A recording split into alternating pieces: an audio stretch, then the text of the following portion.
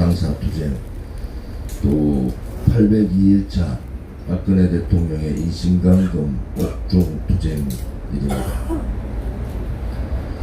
홍문정 의원의 입당에 대해서 이런저런 얘기가 많습니다.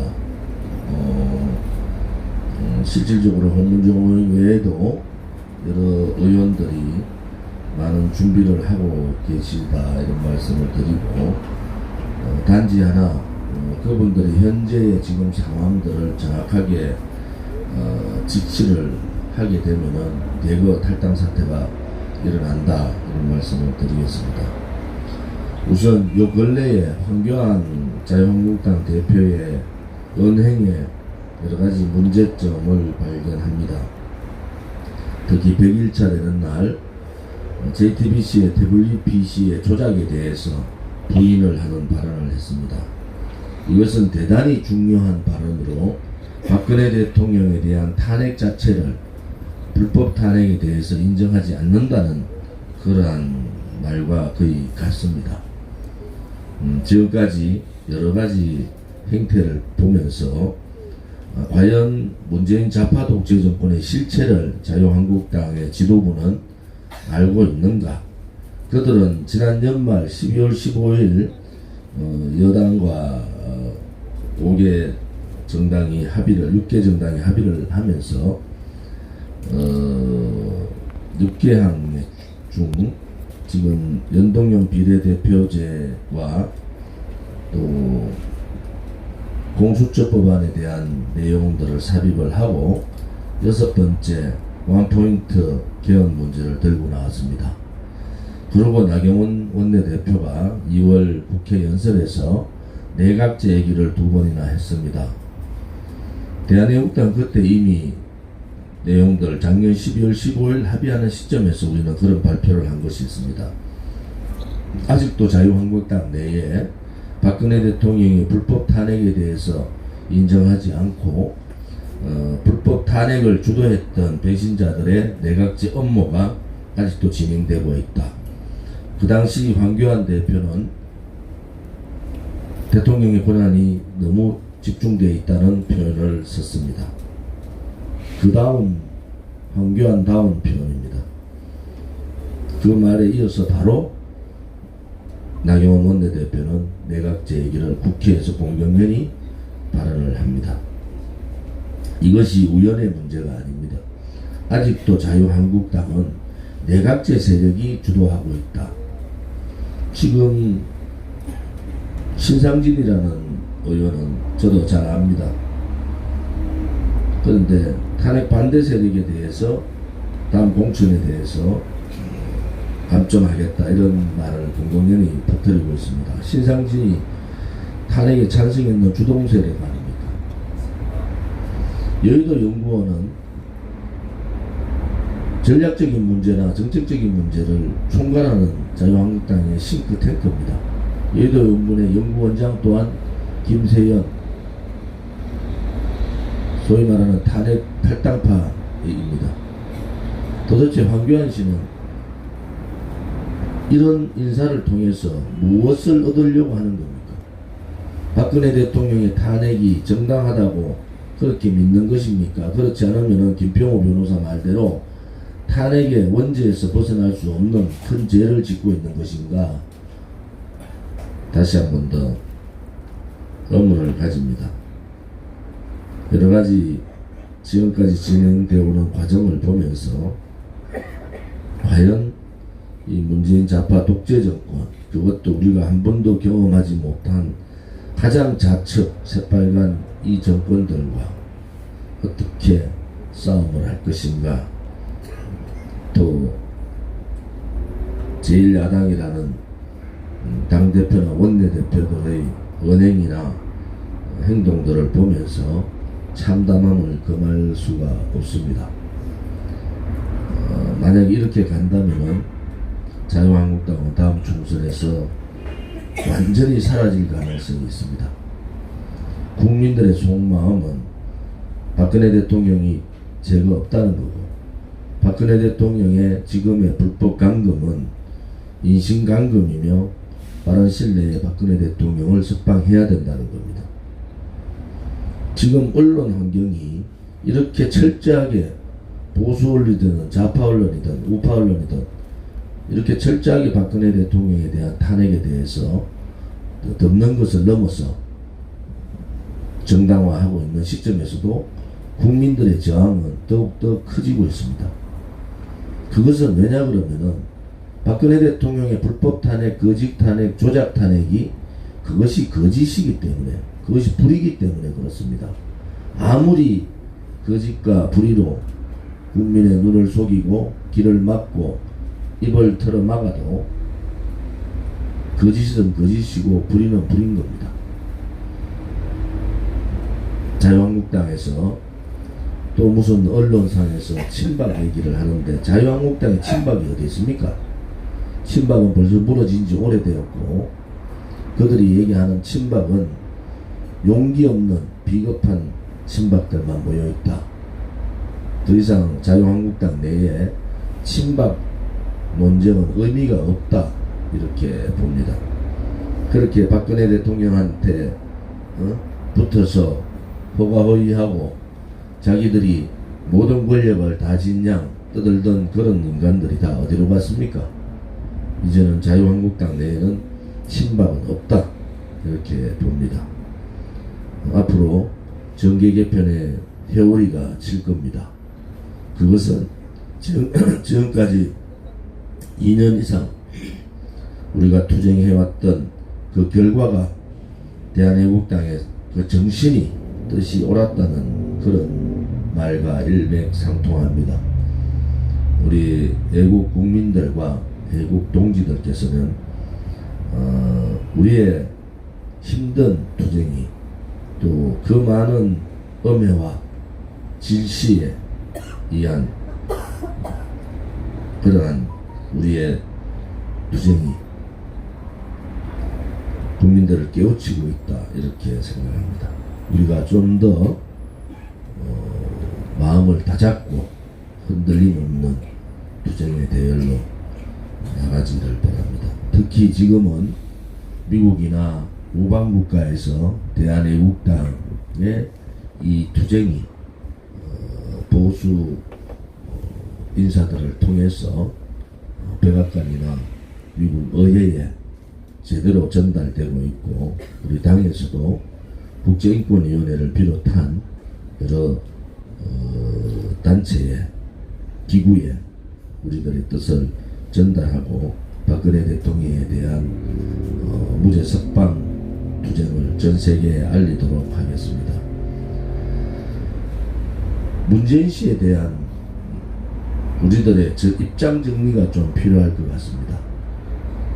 우리가 동백꽃을 가지고 독일 윤희상 묘지를 참배하고 국민의 동의가 없이 윤희상 씨를 유해를 통영 고향에 묻었다라는 보도를 봅니다.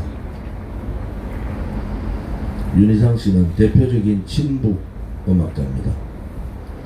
친북을 넘어 종북 음악가고 윤희상 씨에 의해서 북한에 포섭되어서 지옥 같은 생활을 하는 많은 사람들이 있습니다. 그것은 여러 자료로 증명되고 있는데도 불구하고 위대한 음악가, 위대한 사상가로 얘기하고 있는 이러한 문재인 씨의 또 문재인 씨 부부의 생각을 보면서 참담함을 금할 길이 없었는데도 불구하고 그 다음에는 신영복 선생을 얘기했습니다.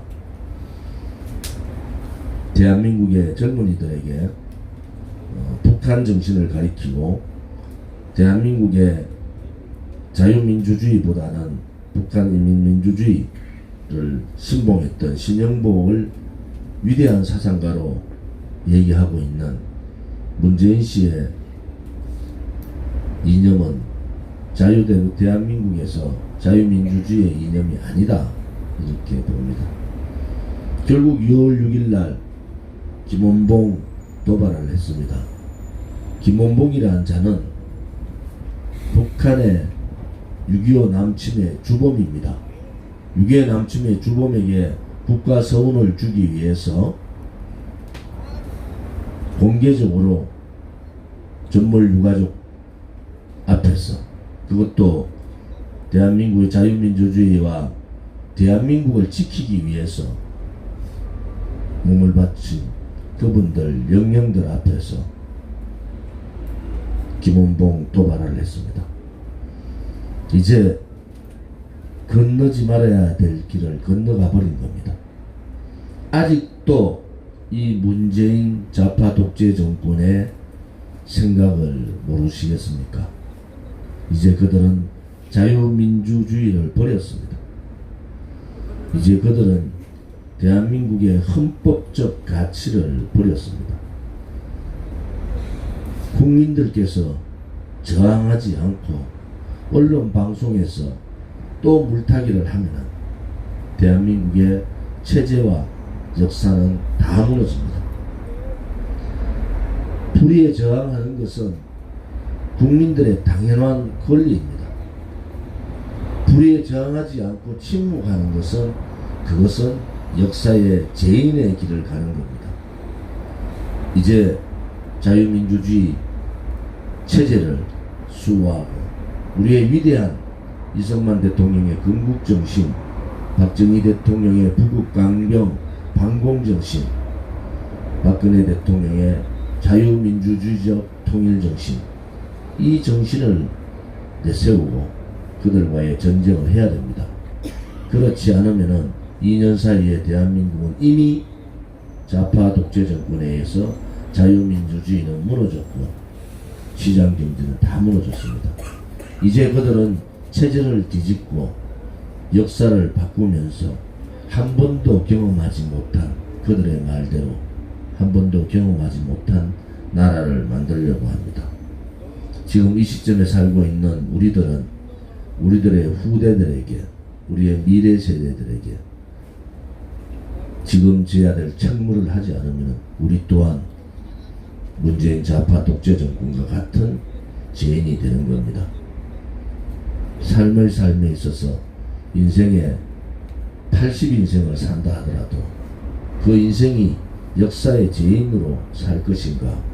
그렇지 않으면 당당하게 대한민국의 역사를 지키면서, 체제를 지키면서 우리의 대한민국이라는 이 위대한 나라를 지키는 것인가? 그것이 지금 우리 국민들한테 놓여있는 책무입니다. 대한애국당과 애국 국민들은 우리들에게 주어진 이 책무를 비켜가지 않고 당당하게 맞아야 됩니다.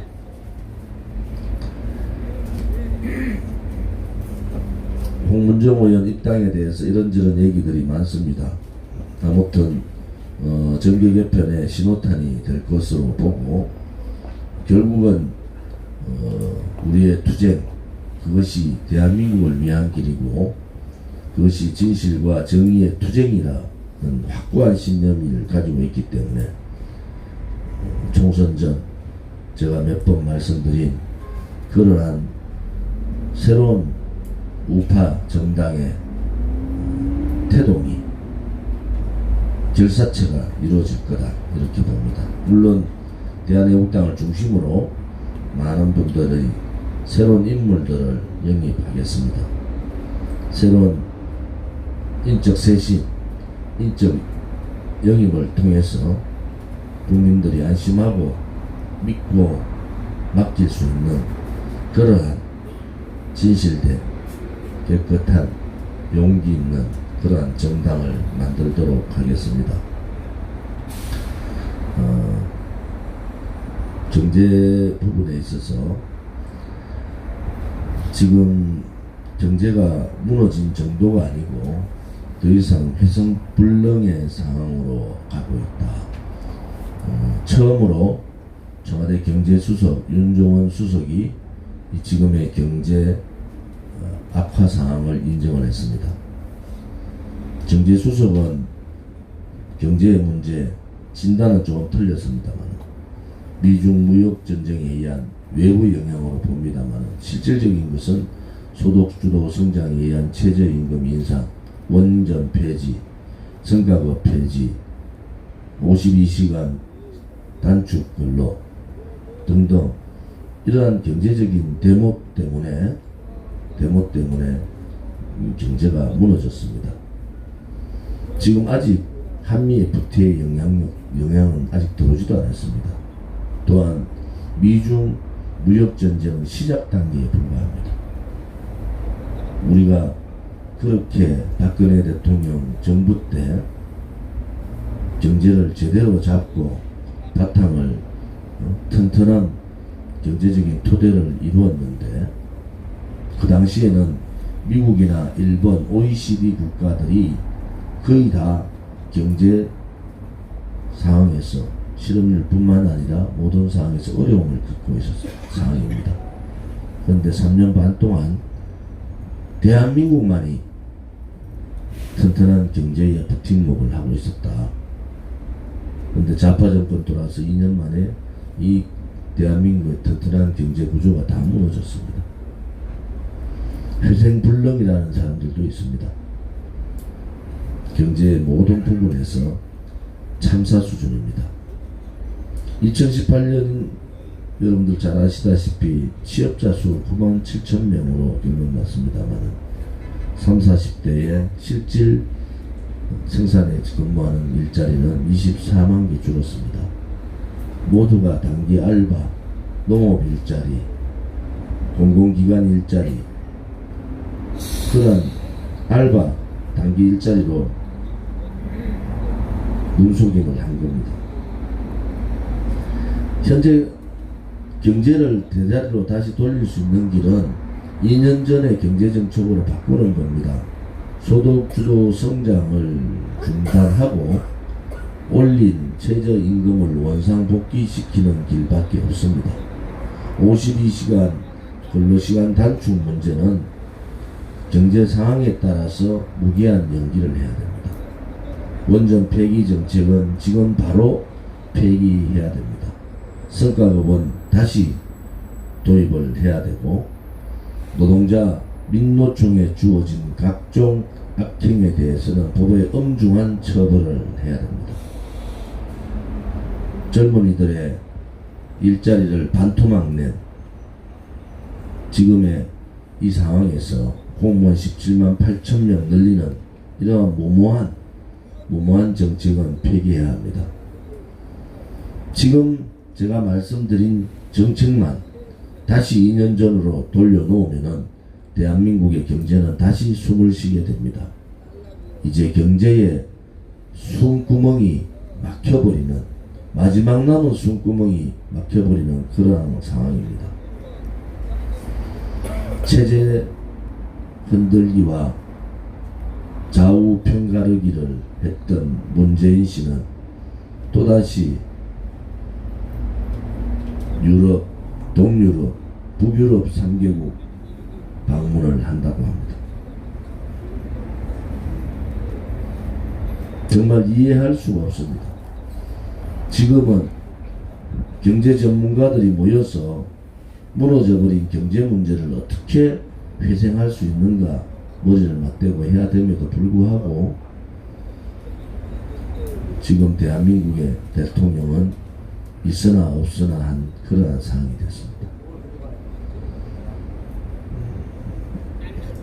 김원봉 도발 간단치 않습니다. 이제 우파 국민들이 제대로 문재인 좌파 독재 정권을 보는 계기가 됐을 겁니다. 대한애국당이 2년간 태극기를 놓지 않고 저항하면서 그들의 체제 바꾸기, 역사 뒤집기를 우리는 계속 국민들께 말씀드렸습니다. 이제 대한애국당이 옳았다. 대한애국당이 그동안 주장했던 것이 다 현실로 다가오고 있습니다. 이제 국민들께서 이러한 애국 우파 정당, 이러한 체제를 지키는, 역사를 지키는 정당에 힘을 실어주실 것을 부탁드립니다. 이번 주도 광화문 텐트 투쟁을 중심으로 전방위에 걸쳐서 우리의 투쟁에 더욱더 집중하겠습니다. 뭐 어느 인터넷에 여러 태극기 식탁보 이런 기사들을 봤습니다. 잘못된 겁니다. 단지 하나 그 의도가 아무 의도가 없었다. 그렇지만은 그것을 욕하는 사람들이 과연 태극기를 들고 한 번이라도 태극기 집회에 나와봤느냐, 태극기에 대한 국기에 대한 경례나 애국감을 부르지 않은 좌파 지지리들이 물 만난 고기 마냥 물어뜯고 있습니다. 대한애국당 그런데 흔들리지 않습니다. 잘못한 일이 있으면 바로 시정하면 되는 겁니다. 전 국민이, 전 세계인들이 잘못돼 가고 있다고 그렇게 얘기하는데도 시정하지 않는 문재인과 같은 정권이 아닙니다. 국민들이 좌파와 싸우라고 그렇게 얘기하고 있는데도 싸우지 않고 어정쩡한 태도를 가지고 있는 그러한 야당과도 우리는 다릅니다. 잘못한 것이 있으면 국민께 잘못됐다고 얘기하고 바로 시정하면 됩니다.